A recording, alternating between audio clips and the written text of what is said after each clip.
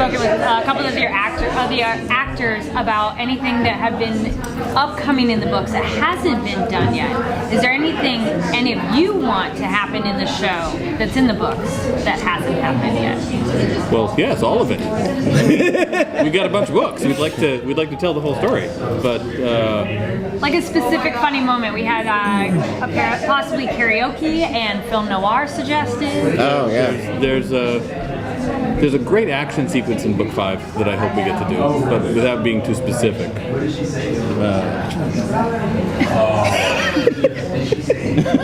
Without being too specific.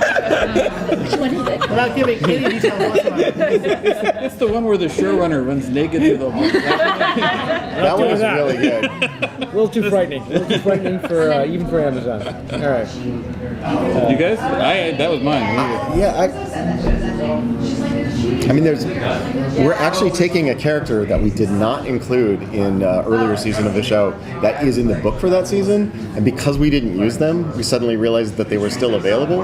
So now we're pulling that character into this season. It is the first time we've pulled anybody from the past. We've pulled people forward into the story. We've never kind of taken somebody and pushed them. Yeah, It's an interesting little thing that we're doing. It's nice, actually. I'm looking forward to that. Okay. So yeah, the book readers will be very excited when this character shows up because they think we forgot about them. And we glimpsed a new character in the trailer that we just saw. But what can you tell us about that guy? Oh, Bern Gorman? Yeah, and also some other new characters. Anything you can reveal? Bern is playing the character Murtry. Seems like a bad guy. I think he has a very valid point of view. We don't want to talk too much about them. We want to spoil it. That character has a perspective. He does. And one of the things we like doing in the show is not having anybody in there who is just evil for the sake of evil. Everybody who's in conflict is there because they think they're doing the right thing. That's not going to be any different moving forward. I mean, and like from that trailer, from the clip, you see Earth Corporation, you see Belchers, and you see the Rossi crew. And understanding what this show is and the kinds of stories and the things we often talk about, that gives you a good sense of what a core conflict in the season is going to be about. But Bern is awesome. He is. So it was really exciting to work with. What can you really, I guess, talk about?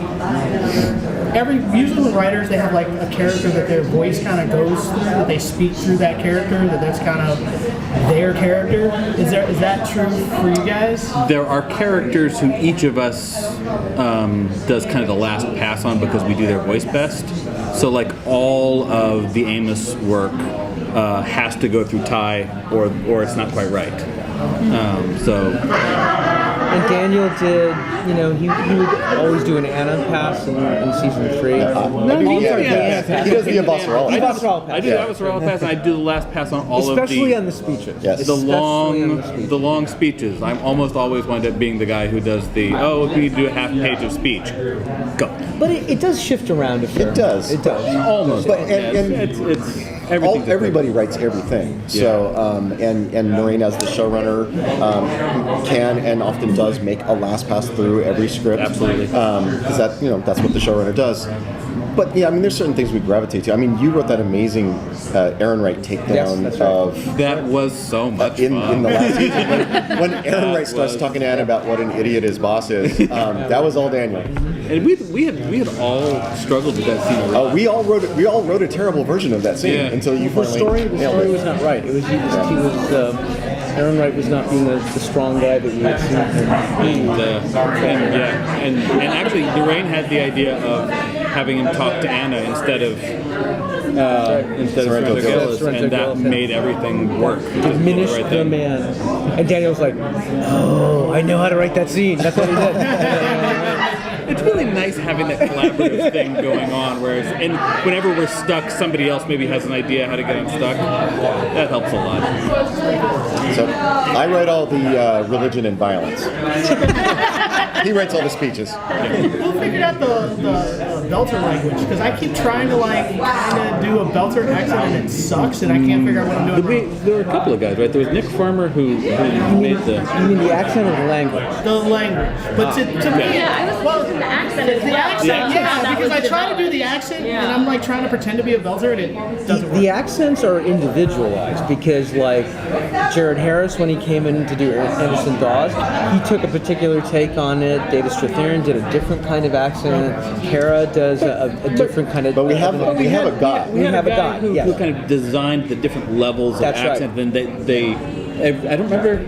I feel I don't. maybe I don't Well, remember. Nick designed the language, But there was syntax another and guy who everything. did Yeah. they all, and then there are different levels of it where the actors get kind of rehearsed in the levels, and then they customize it. I thought Jared did. He came in Jared with some probably. of that because it was like parts South African and parts sort of Jamaican and sort of like it's this weird mix. And then David Strathairn came in to sound a little bit maybe more Asian or Asian influence And Kara. and Kara, Kara's she's First Nations. Yeah. Kara's great because she has that really stilted affect when she's speaking in English, but when she speaks in Belter, it's perfectly fluid.